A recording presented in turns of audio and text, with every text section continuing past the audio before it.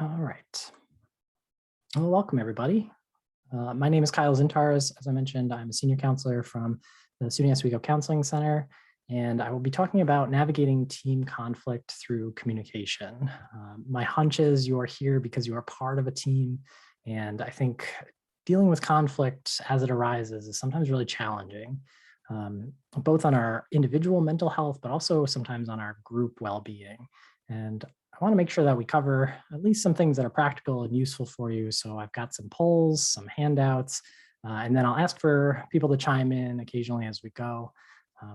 So I appreciate you being here, spending a little bit of time to learn a little bit about how to handle conflict on a team. And I'll have some resources for you as we go. So just a little bit about what to expect and how things work in a Zoom setting. Everybody is muted. There's no obligation to appear on camera or unmute yourselves. You can choose to just sit back and listen. You can choose to participate by entering something in the chat, or if there are prompts where you can unmute yourself and participate, feel free. There'll be a lot of different ways that you can participate in this and be a part of it. And like I said, it'll be recorded and put up on our Counseling Services YouTube channel, so you'll be able to have access to that in the future. And if you've registered, I will send out an email about that in case you want to share it or just access it yourself again in the future. So a little disclaimer, I try and do this throughout most of our counseling services presentations, but this isn't a replacement for counseling services. It's really designed to be an educational experience and for you to have the ability to learn a little bit and then take what you learn back to your teams to put to good use. If for some reason any of this material is overwhelming, feel free to take care of yourselves as you need to. So that could be taking a little breather, going for a little walk around your apartment or house, room, wherever you're located, and also just reaching out for support if you need it. I don't anticipate that happening, but sometimes conflict does bring up a lot of experiences for us, unique experiences. So if you need support, feel free to seek that support from friends, family, or other supports you might have in your lives. Privacy and confidentiality can't be guaranteed. Obviously, we're in a space where you can see each other's names. So anything that is shared here, I appreciate you just being respectful of that information. If someone shares anything about their experience of conflict or anything personal, if we can keep that between us as a group, that would be really nice, respectful, and also considerate. Obviously, people sharing here, it takes a lot of courage and bravery to do so. So I appreciate you extending that to others. You don't need to record this workshop. I'm happy to share any of the materials that I'll be going through here. If any of this interests you, if you are interested in sharing it in different ways, you'll have access to that. Just reach out to me. You can always email me for the information. And then finally, if you have any additional questions, I will stick around at the end. You can chat with me. I'm happy to answer anything or just talk through any situations you might have, but you can also reach out to our Counseling Services Center, whether that's to inquire about services or just to ask follow-up questions. And then finally, a little bit of an agenda of what we'll be covering in this. So I'm overambitious, I'll be honest. I prepare a lot for these things. So my hope is to get through all of the material. But like I said, if I don't and something is interesting to you, you'll be able to access that if you reach out to me. I'm happy to share the Canva and the information that I'm using here. So my plan here is to cover a little bit about what makes conflict difficult, stressful, and then really why it arises on specific teams, how conflict affects our mental health and well-being and how we can take care of ourselves, group dynamics, so healthy, unhealthy group dynamics that might arise, experiences or even communication styles, and decision-making. And then finally, some about our values and our supports as we deal with conflict. I think that's a really important piece in this so that we feel like we have a place to turn to if we're feeling overwhelmed. So I'm going to start with a little poll here to get us going. So because we are all different, we all handle things differently, we all experience conflict differently. This poll is really designed to get a sense of how things work for you individually. So none of it's going to be shared, none of it's collected with personal information. It's really just to go over how we deal with conflict. So first question, when you're upset, do you say something to the person? Do you keep it to yourself? Is it somewhere in between? I put some options there for if you're more likely to, which one would it be? Number two, when you're upset with someone, are you okay with handling confrontation? Do you avoid it? Somewhere in between?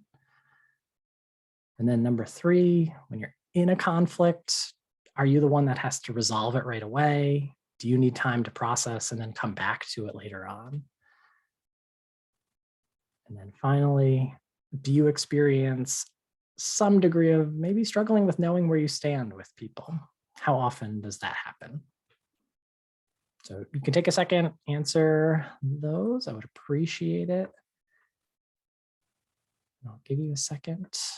If you're just joining, we are starting with a little bit of a poll here, so feel free to take your time and fill that out.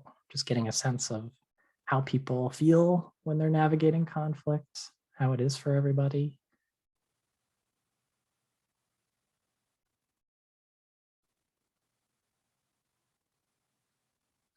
I've got a lot of results coming in, which is great.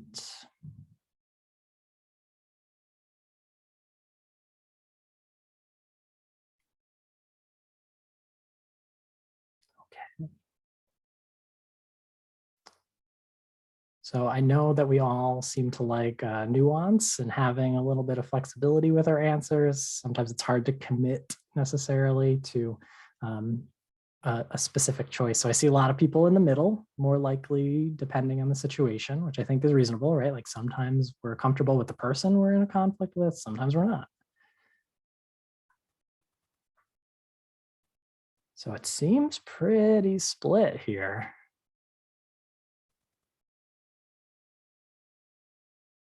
Let's see.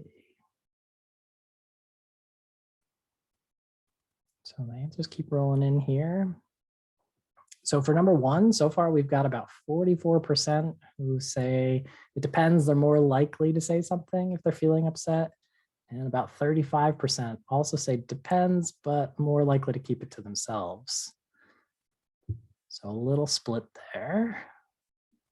Number two, we've got 41% saying you're more likely to be okay with confrontation, and about 39% who try and avoid it, more likely to avoid it.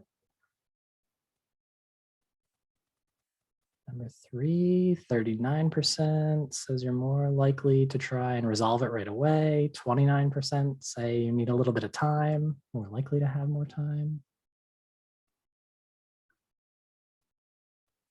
And then lastly here, how often do you struggle with knowing where you stand with others? Got 41% who are in the middle.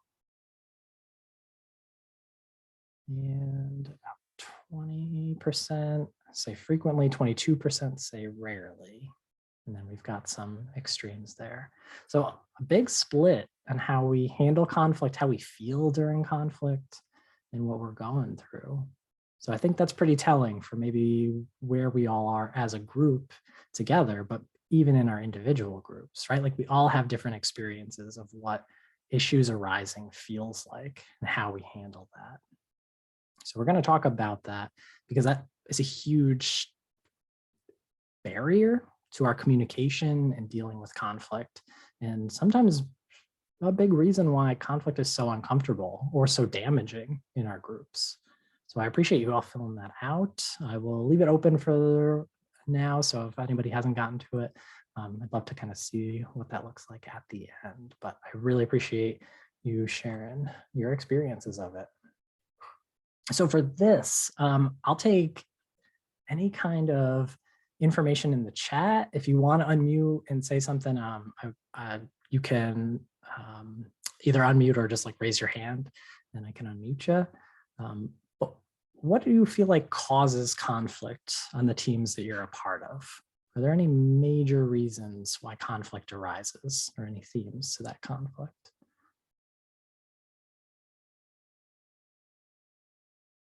See, lack of communication, disagreement between others. Yeah. Opposing views and ideals. Yep. So sometimes we have different goals or ideas for how things work. Different views. Oh, I see Jill, you have your hand up. Yeah, I just wanted to say like miscommunication is a good one, but like I was thinking also like difference of opinion too. Yep. So sometimes it's that idea that we have different views or different goals, but also just, I mean, we're all different people. Sometimes we approach things very differently. Unwilling to talk about things, miscommunication. Yep. Misinterpretation of words. Oh yeah, that's a big one, right? It's easy sometimes to misread something, right? We get a text or an email, something that we read the tone and how we imagine the person saying it rather than maybe how they intended it to. Yep. So a lot of these so far revolve around some miscommunication. I see selfishness. So maybe that feeling of it's about me, focusing on yourself. Fear of conflict. Yep. So people who are intimidated by having to bring up something that's uncomfortable. Not bringing up something. Yeah, you don't want to like stir the pot, right? Like if you are holding on to something, sometimes we don't want to make things worse or more unsettled. We're worried about the reaction or response. Unwilling to empathize. Yep, that can be a big piece in this too, right? Like sometimes it's just hard to know what someone else is experiencing. So it's hard to even empathize with what's going on for somebody else we might not be aware of.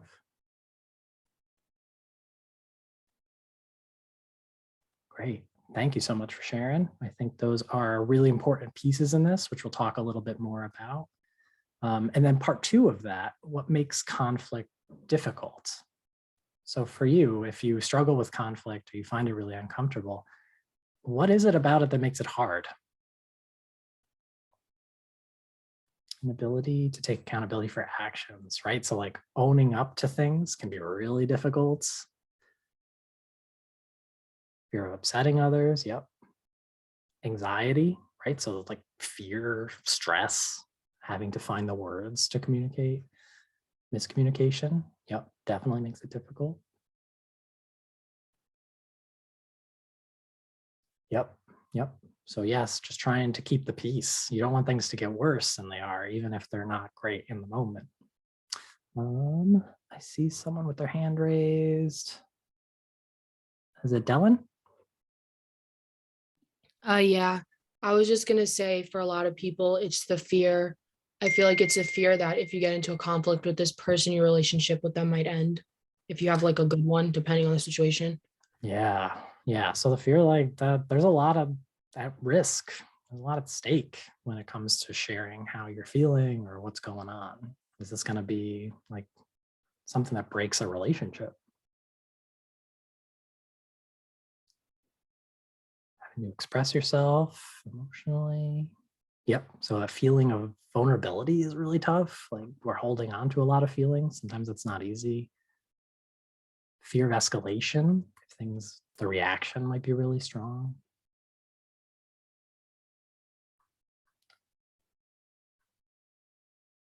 And emotional response. So knowing crying can happen and how you get through that. Yep. So even the fear, uncertainty around how people might feel about a conflict, whether that's our own, like our own feelings, or whether that's the person that we're with. Sometimes we respond very differently, and we'll talk a little bit about that as we go. So great. I appreciate all of your information here, your own experiences. It'll be really helpful in some of this presentation, but just important to keep in mind because we all are going to handle these situations very differently. So keeping an open mind to what someone else is going through while we're experiencing our own internal response to the situation. Difficult, but important. Okay, thank you so much. All right. So a little bit of this is already kind of put into your responses, right? Like it already showed us up in our initial chat and kind of what people have shared about their own experiences. I wanted to highlight some here too, because it depends on the type of group that you might be a part of. Some are working groups where they're trying to accomplish a lot, work on projects, have shared responsibilities. Some are more social or intended to build community and connection. So some of this might be different depending on the group that you're a part of. Sometimes it's imbalance, right? Like some people have the ability to do things that other people aren't able to, or are able to take on certain privileges or responsibility that other people aren't able to. Lack of transparency. So sometimes we just don't know how things work behind the scenes, especially when there's like leadership or people in leadership roles. So we feel disconnected from that. If it's a working group, maybe it's micromanaging. So people who are in control of most things, they like to make sure that everybody's doing things as they see it and the need to be done. Over-promising or under-delivering. So maybe some of you have this experience where you want to do a lot. You are excited about the stuff, but you also have all these classes and responsibilities and homework and a job and stuff going on in your family or friend groups. So sometimes we take on a little bit more than we're able to fully deliver or commit to. Sometimes it's perfectionism. Maybe we're expecting people to have some sense of quality or standard expectation that we're holding. Sometimes it's about us, right? Like maybe we're holding ourselves to a really high standard that we can't possibly meet. Not feeling heard and seen. I think this one happens a lot in most groups, right? Like the people who don't really have the ability to feel heard, share their opinions, feel like other people value them. And we'll talk a little bit about how groups can help to alleviate those feelings from group members as we go.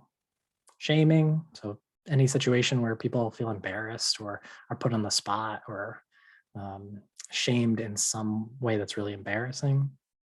Lack of communication has been mentioned. Different values and goals also mentioned here. And then the last part that I wanted to add here was heavy criticism, judgment, pressure, competition, right? Like this, I have to stand out or I have to do better than other people, or I'm worried that other people are judging what I'm doing or how they feel about me. That stuff can be really heavy. And when we carry that, it isn't always great for our own mental health. So I have some examples here that I'll talk about a few of them, but I wanted to include a handout that I thought would be really helpful. So I'm going to put that in the chat. I know some of you might be on computers, feel free to download it. And then I know if anybody else isn't able to access it, when I put it in the chat, you can always reach out to me and I'm happy to share that with you as well. So I'll put this here. So it's a PDF and it goes over leadership qualities. So a lot of these qualities are how different groups operate and then the type of leadership that really happens. So this could be cooperative or it could be like more domineering or controlling in some ways. So if you find yourself in a team dynamic where some of this stuff comes into play, it's important to look at how people are operating already. Like who is a good listener, who's able to hear feedback, who is able to offer support if you might be struggling. And then on the flip side of that, who likes to be in control of things, who tries to take on too much work, who is really struggling to meet some of their responsibilities. And then how do we talk about that? Because we oftentimes feel it and see it and sense it, but the communication piece is really difficult. It's hard to bring that stuff up when we don't feel comfortable. So if you are feeling like the group that you're a part of is high stress and you don't really feel like there's a lot of security with maybe how people feel about you or how you're doing in the group, like that can be an indicator that things aren't really working so well. Criticism, putting you down, even when joking, right? So sometimes we feel this when we're trying to be playful with other people, but maybe it's really hurtful and we don't know. So how do people bring that up to us and how receptive are we to hearing it? Imbalanced support and work, which I mentioned already.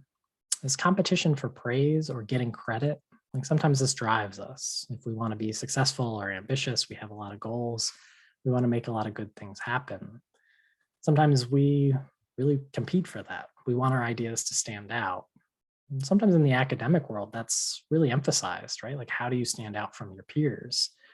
But on the flip side of that, like, how much division does that create between us when maybe collaboration helps us all to benefit and grow and learn and find our own place in the world? So sometimes we really have to pay attention to those dynamics. Is there competition in your group? Does it feel like it's just trying to succeed over other people, or are you trying to work together to make something great for each other? Gossiping, I know, is a big part of group dynamics sometimes. Um, there's a difference between gossiping and getting support.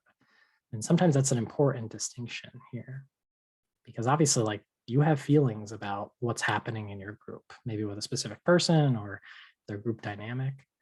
Can you find someone who you can turn to for support that you can just talk it through with without it becoming gossip and harmful and maybe demeaning or shaming of other people?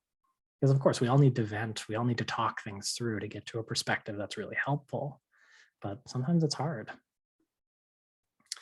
The apologies without sincerity. So it sounds like an apology, but there's also an accusation in there. Sometimes that doesn't make us feel good. Groups that serve individual needs rather than the entirety of the group. And lastly here, members that feel disposable, neglected, unheard, left out. So these are the moments when people are more likely to leave an organization or a group when they don't feel like they're necessarily a part of what's happening. And this can happen for a variety of reasons, right? Like it can be just a difference of goals and values. Sometimes those are good wake-up calls for ourselves. Like, maybe this isn't the group of people that I really connect with or that are going in the direction that I would like to go in. So that necessarily doesn't mean it's a group issue. It could be, okay, that one's about me. I want to find a group of people that I do connect with, who we share values and goals. But sometimes groups are set up and operate to be really isolating for people. They aren't as welcoming. They can become very cliquey. They can become very protective of what they have. So how do we as a team make sure that that isn't happening?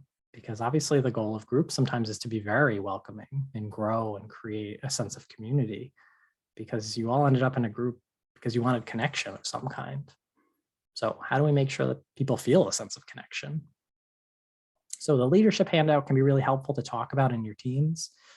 If you are noticing any issues with leadership dynamics, or if some people are struggling to find their place in the team, these can be really helpful for just talking through as a collective. Like, maybe some of these ideas are worth bringing to the table to say, what's working, what's not working? How can we get better as a team? So I hope that part is helpful there. Some of this was already brought up as well, but I like to highlight it. What makes conflict difficult? Sometimes it's our own defensiveness. We don't take feedback well. Some of us are nervous, anxious. It makes us feel overwhelmed when people bring us feedback that doesn't feel good. It doesn't feel good when we've hurt someone unintentionally. And sometimes that defensiveness kicks up so that we are protecting ourselves, even though we might be in the wrong in that situation. Feeling attacked. So if maybe a situation is brought to our attention when we're not comfortable or safe, and it feels overwhelming, right? Like if it's brought up in front of a group of people, maybe that's different than if it was a one-on-one conversation and we could just talk it through. Miscommunication, which we talked about. Deflecting responsibility, which I think someone noted in there. How do I take responsibility for what I own in this conflict? And then what happens when the other person won't take accountability for their part? How do we deal with that? The need to be right sometimes drives us, right? Like feeling like we have to get our point across. We have to walk away feeling like we're the one who has the right perspective, right opinion. Sometimes it's hard to feel like we have to compromise. Anger and hurt. So are we being hurt? Are we upset? How does our emotions interfere with our communication? Shutting down. Like, do we just go inward? We can't even find the words or express what we're feeling, so we just shut down. Public-private, which I mentioned already. And then confrontation versus compassion. So are we going in full force trying to get our point across, or are we willing to hear what's going on for somebody? Sometimes it's really important to get the context for what someone might be going through in order to get an accurate depiction of what's happening. I can imagine that some of you relate to that experience where you're having a rough day. Like a lot of things might not have gone well that day. And then someone brings something to your attention that's just really upsetting. You're going to take it very differently than if it has been a day spent with friends, relaxing, enjoying yourself. And I think we have to give people the benefit of the doubt in those situations. We don't know what everybody's day has been, what everybody's dealing with outside of our interactions with them, outside of what we see. Sometimes those moments when people are on their own, or the situations that are going on with family and friends outside of what we know, sometimes with work or school, sometimes that stuff is really heavy and people don't have a place to process it. So it comes out in different areas. And then finally, trauma and past experience can really get in the way of our communication. For some people, some of you might be here who have experienced not safe environments where you were able to share your opinions, your feelings, where other people were able to be receptive to what you were thinking or feeling. Sometimes that trauma leads to our own response to these situations. Even though they're different, we react to them very similarly. And I think a lot of people have different experiences that inform the way we deal with conflict. So if you don't know what someone else has gone through, it's very easy to sometimes jump to conclusions about them as a person, about how they handle situations, when really there might be deeper layers that we don't really know how to handle or that we don't really fully understand. And asking questions, being compassionate, allows us to get to know people at deeper layers, which helps with our communication. So can we give people the benefit of the doubt that there might be more chapters to this story that we don't know? And I think that's a really important piece in our way of navigating conflict. So how does this connect to our mental health? I think a lot of people, when they're going through conflict, react and feel a lot of things. So checking in with your immediate feelings to a situation can be really, really vital to starting this process. Can you just take a breath, sit with what you're feeling, and not jump to react? For some of you, this might be true. Like I can take my time, I can come back to it when I'm ready. For some of you, it activates a huge stress response in your nervous system. So the reaction is happening almost simultaneously as the situation's unfolding. So if that's the case, if you're on the other end of someone's reaction, can you notice that maybe this isn't the time, the setting, the place to bring up this issue? Can we slow it down? Can we both together take a breath and get to a place where we can talk about this? So sometimes it is a little bit of working together, even if we disagree, even if we are angry with each other. It's working together to get to a place where we can talk about it, to get to some kind of resolution. So do we know when it's okay to walk away? Do we know when it's okay to pause before we respond? We don't have to necessarily reply to a text immediately. We can think it through. Sometimes it's good to let the person know you're thinking it through before you respond. Notice how stress affects your relationships. So how does it change your approach to your communication? Does anybody know, and you can unmute or you can put this in the chat, whatever you choose to, when you start to get really stressed, what changes in the way that you communicate with other people?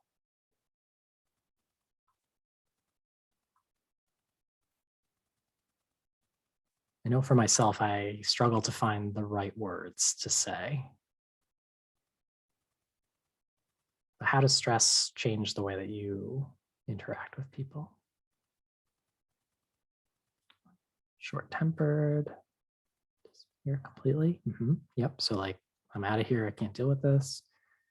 Tend to have less patience with others. Yep. So it's hard sometimes to like be patient. A lot of it's very quick. Get very blunt. Yep. And Dylan, I saw you unraise your hand and raise your hand again. I don't know if you wanted to say something. Yeah, I do all those things, but then I also will self-isolate because being around certain people will make me more stressed out. So I'll just stay to myself. And also I'll stay to myself because I'm not in a good mood whatsoever. Yep. Yep. So the self-isolation, it seems like you recognize your mood's different, you're not feeling your best. So going to your own space helps to alleviate at least some of it. You don't feel the pressure to have to like do something about it right then and there.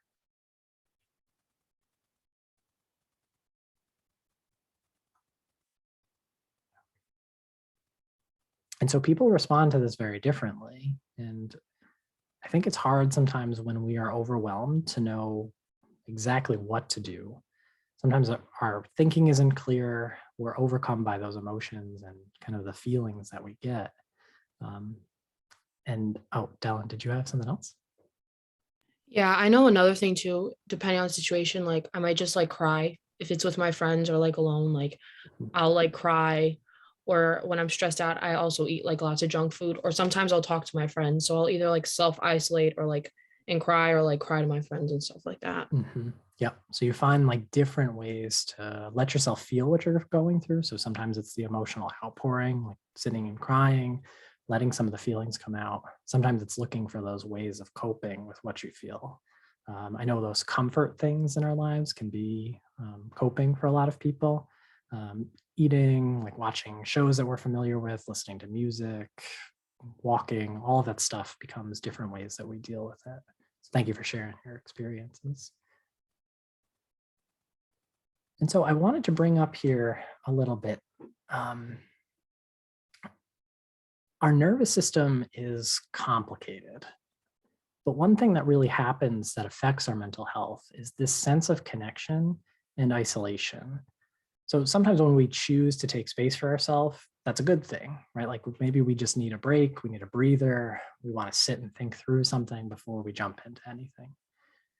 Other times we seek isolation because it's a form of safety, right? Like it gets us out of a situation. It's trying to avoid going through, what we're going through. So if you notice in your groups people who do isolate, I think it's important to find ways that meet their needs to check in to see how they're doing. And the tricky part about our nervous system is it's not very good at telling the difference between like a physical threat, right? Like a threat of our physical safety and an emotional threat. So someone ignoring us or being really mean to us or harsh to us. Our brain interprets both of those things the same way. And our nervous system, our stress response system, responds to those in the exact same way. So sometimes it leads to a racing heart, our thoughts run wild, we shut down, or we are emotionally outpouring. So if you notice when people are becoming more isolated and struggling to communicate, that's a good place to really check in with somebody, to offer support, to get a sense of what's going on, and make sure that it's okay with them. Because sometimes people are really struggling behind the scenes on their own, and they don't necessarily have the tools or the ability to reach out for help and support. So if you notice people change in their demeanor or things become a little too different, they're not showing up to things that they would normally show up to, or their communication really drops off, like check in with your group mates. Are they doing okay? Sometimes that increased isolation makes things worse for us. It's a fear of being left out, isolated, excluded. And some of this has like quite a history in humanity, right? So like if we, in early humanity, were left out of our group, that could mean death. That could mean not getting food. That could mean not having protection from the people around us. That could be putting us at more risk of injury or illness. And so our brain and body are still responding to those kind of circumstances, even though things are different. The idea of being left out or excluded brings up the same fear within us. So make sure that your group dynamics aren't encouraging isolation or exclusion, because that is doing a lot of harm to people if that's the case. So my hope is that we're tackling two things at once. We get a little bit better at communicating, sharing what we're experiencing, and we pay attention to how people are either excluded or left out and how damaging that can be. So there's a lot of different reasons why that stuff happens, but important to recognize and see in your groups. Okay. And then how do we handle conflict? What kind of feelings do we have? So not judging the feelings, there's no right or wrong. It's just what you feel. So sometimes people do this where they like minimize their own experience. They say to themselves like, I'm mad at this person. I shouldn't be mad about this though. It's okay to be mad. It doesn't mean that we have to communicate that to them. It doesn't mean we have to do anything about it, but validate the feeling that you have to figure out how you want to approach it. Because there are different ways that we can handle that. Try and avoid the judgment about what you feel internally. Communication. So do you reach out? Do you feel able to talk about things? Sometimes people can't find the words right away to be able to have a conversation. So what would it be like to write something down, to rehearse what you want to say to a person with another friend? Get some practice with it. We don't have to be perfect at this. And then what kind of actions can you take?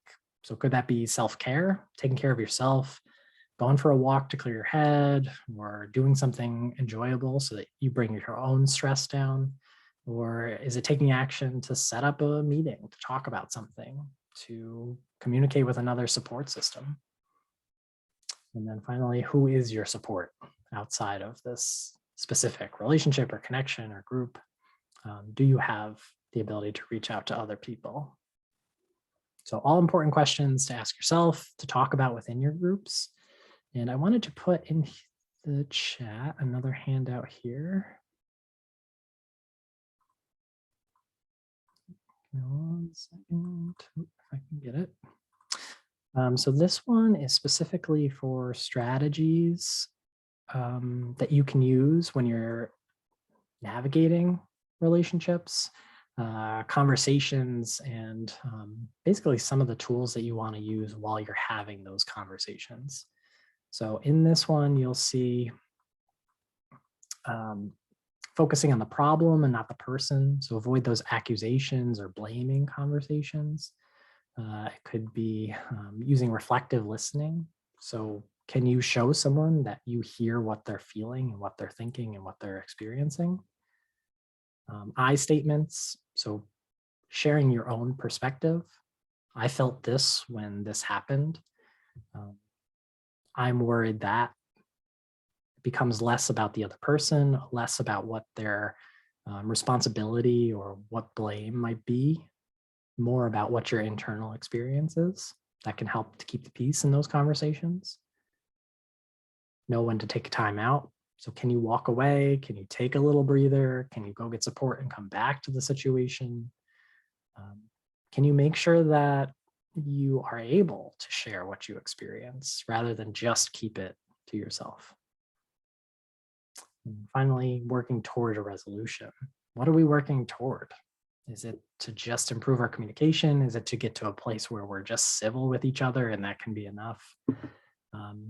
Is it okay to just have like a working relationship with someone where maybe you're not best friends, but you're still able to do projects together or throw events together, to be in the same place together? What's the goal that you're trying to work towards? So again, these can be really helpful for your own work, your own individual work, but also can be useful for practicing in your conversations, in your conflicts with other people.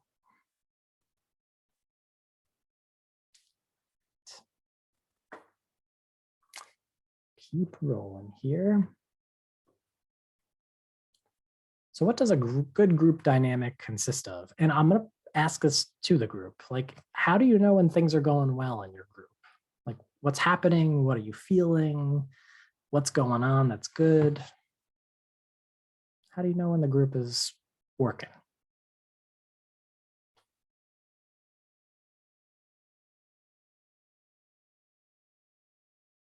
And you can put that in the chat or you can unmute. Whatever you're comfortable with is cool with me. How do you know when things are going well in your group?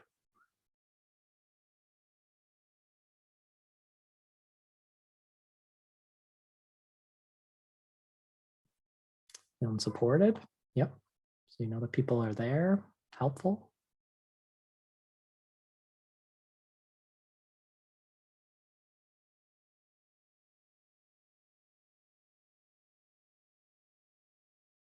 Anybody else? Well, while you're all thinking, I'll go through some of this here. So groups that are working, that have like a good dynamic, they have a lot of these specific traits. So transparency, like you know what other people are doing behind the scenes, you know how things operate. So if it's moving into different positions in the group, you know how to make that happen. If you're trying to check in with somebody, you know what you need to do. Balanced can be give and take. So just being able to share responsibility can be support, safety, understanding. I feel like other people will get it. They're there. Constructive communication. So we're able to have conversations that are difficult, even when they're not easy. Honoring boundaries. So we're able to respect when people aren't ready to talk about things, maybe aren't ready to have a tough conversation. We can honor their need for space and time to think it through. Owning our responsibility for conflict, which is challenging sometimes. Can we apologize? Can we own our part in an issue? And then for reconciliation, how do we make amends for things that we've done that maybe were upsetting or harmful or hurtful to other people? How do we make up for that? And then what do we expect others to do in our group? So is there a way that people can make up for the harm, hurt, accidental issues that might come up? Is there a way to make amends? Apologizing, and then obviously having patience, empathy, and compassion are all really important for this as well. So can you take a breath and keep that space open, that there might be more to the story than you know? Our brain is really, really good at taking a bunch of scattered details and making a story out of it. But most of the time, our brain doesn't know everything. It doesn't know all the pieces. And especially when it comes to other people, there's way more complexity to the people that we are around than we can ever know. So can we just keep space and give people benefit of the doubt that there might be more that we don't know that would change the way we feel about the situation?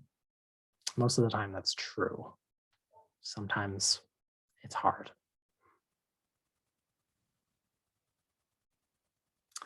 I'm not going to go through this part of it just for time's sake, but I wanted to introduce some questions that might be really useful for your groups and even for you to consider as being a part of a group and a team.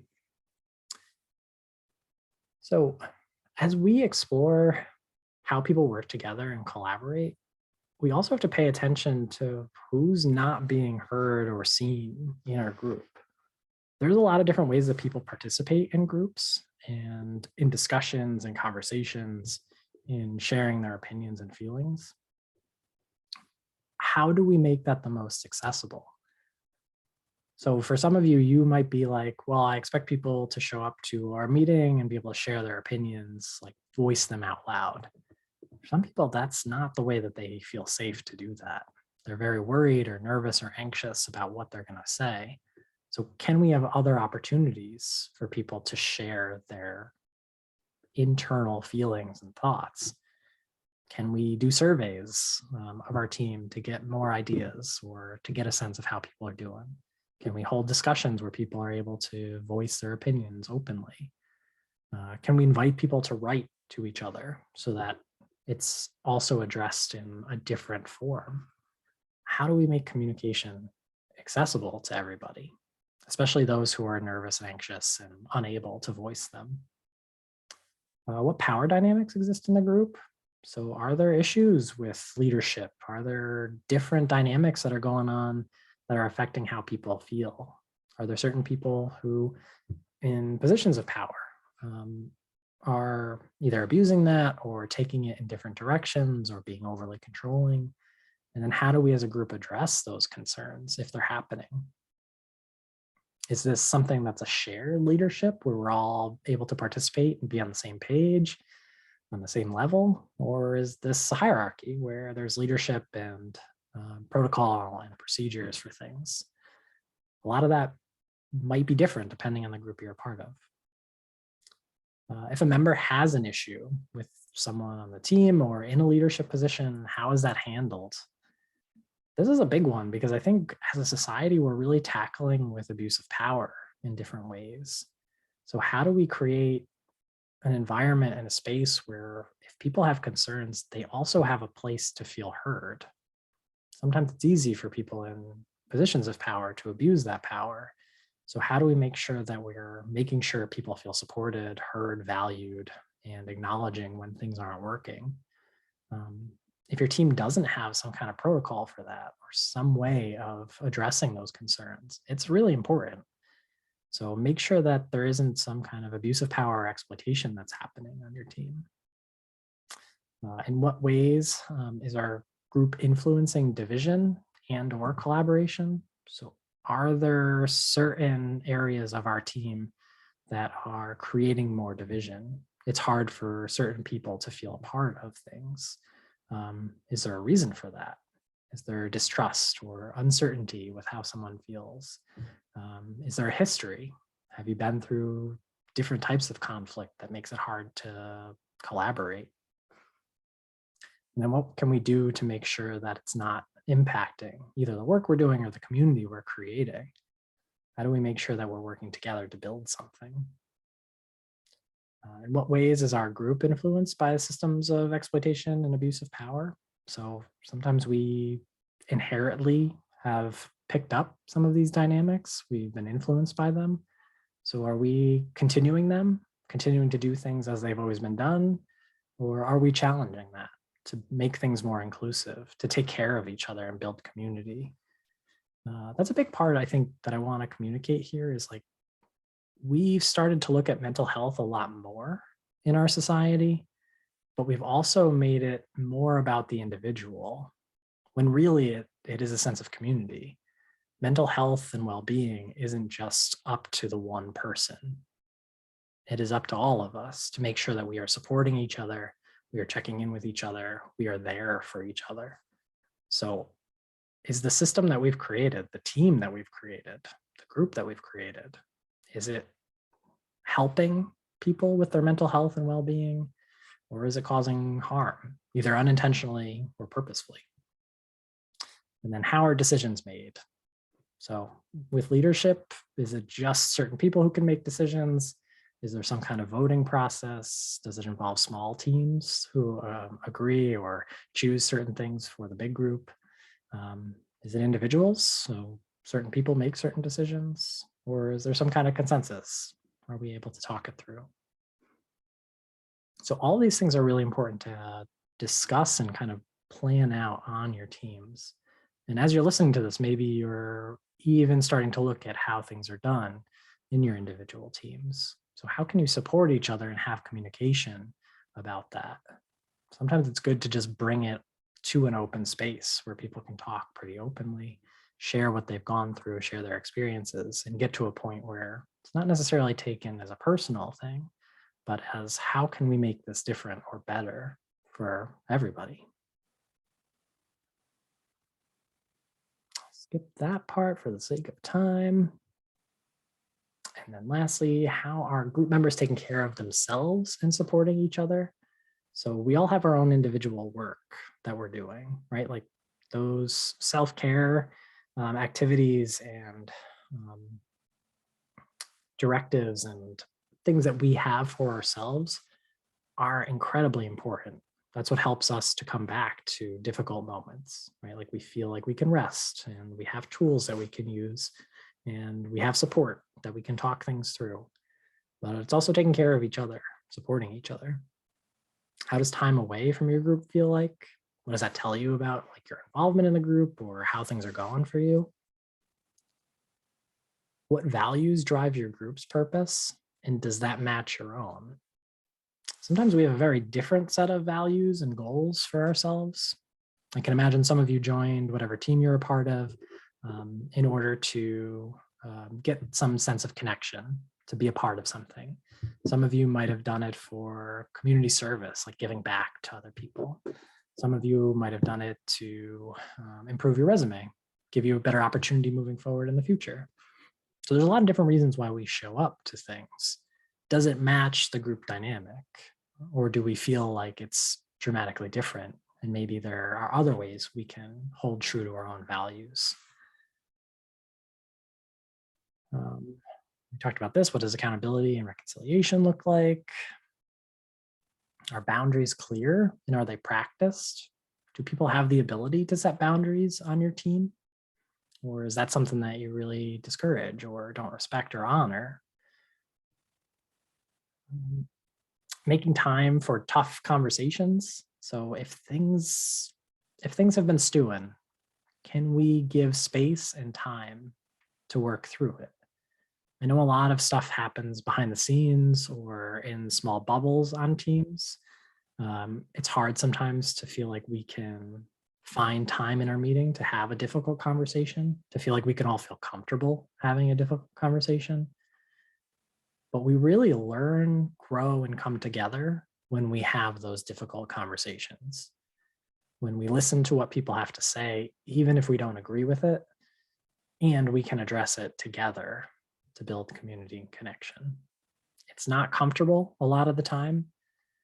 In the mental health field, we have a nice saying that I hear all the time, which is discomfort equals growth. So those discomfort moments, the situations that arise where conversations are not easy, feelings are not easy to handle, sometimes lead to really important growth for us and our team. There are also times where maybe this isn't a safe place to have that conversation. Maybe this isn't a good time to have that conversation, and that's okay too. And then finally, how is joy, coming together, and celebration practiced? Does anybody feel like offering like what they do to celebrate? Or how do you spend time enjoying each other together? Like what kind of events or practices or activities do you do as a team that makes you feel connected? Movie nights? Yep, great. Thank you. So just coming together to enjoy something.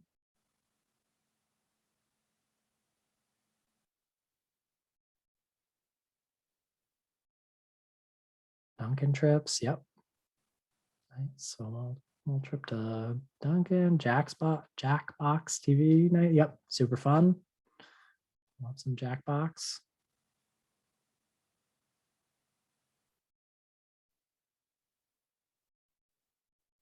And if you don't know how your team does this, pay attention to that. Maybe there's opportunity to have those moments of coming together, sharing time, sharing connection, being able to be together and just have some fun. Sometimes that's what we need in order to break up like the monotony of everything, and also some of like the stress and struggle of everything. So thank you for sharing your celebration and joy moments. I appreciate that. All right. And the last part that I wanted to talk about here was just covering some resources for you if you are struggling on your team or need support with something that's going on. So counseling services, I think I have two options that don't involve necessarily clinical work. Some of you might not want an appointment or to work with a counselor specifically. These are good alternatives for just talking through things, getting some ideas, different perspectives, and just feeling like you have a place to talk. So we have our Let's Talk program, which the Counseling Center offers on campus. It's held in the library and in Lakeside. So those are resources where a counselor is available during the days and times. You can check out our website for all the info. No appointment needed. You can come talk through a situation and be on with your day. There's no commitment. You can use it more than once if you want to. You can use it as much as you want to. But for some people, it's just good when they don't want to talk about the people who are involved in the situation. They just need an outside perspective to hear them out. So you can go there and ask for ideas. You can go there and just vent. Whatever works for you, makes you feel good. Our COPE team. So that's the counseling outreach peer educator team. Some of them are here. If you are interested in just talking it through with someone who's also a student, who might have an idea of what's going on, who's a part of a team as well, it might be a good resource to talk things through, get some support, and learn a little bit more about different ways to handle those situations. They run tea talks on Mondays from 3 to 4 o'clock in the campus center.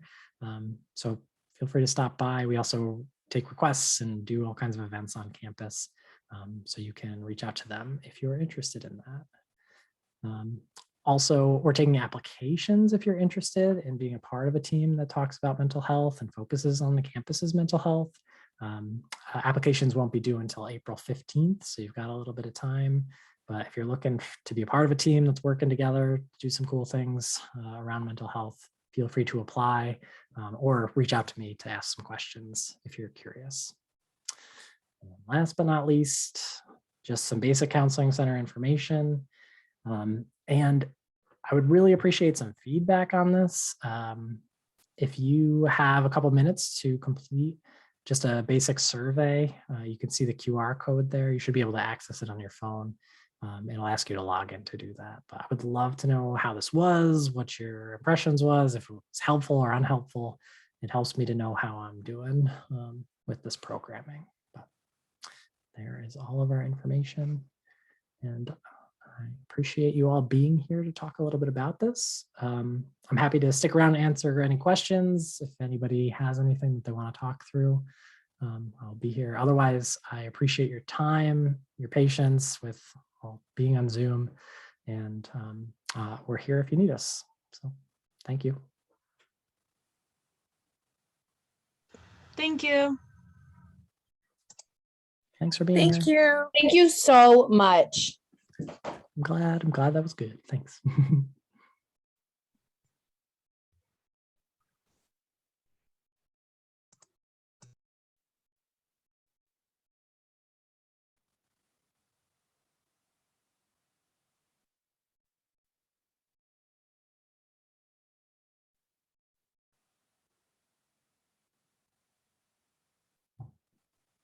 Kyle, on the survey, there's not an option for the navigating team conflict through communication. Oh no, okay.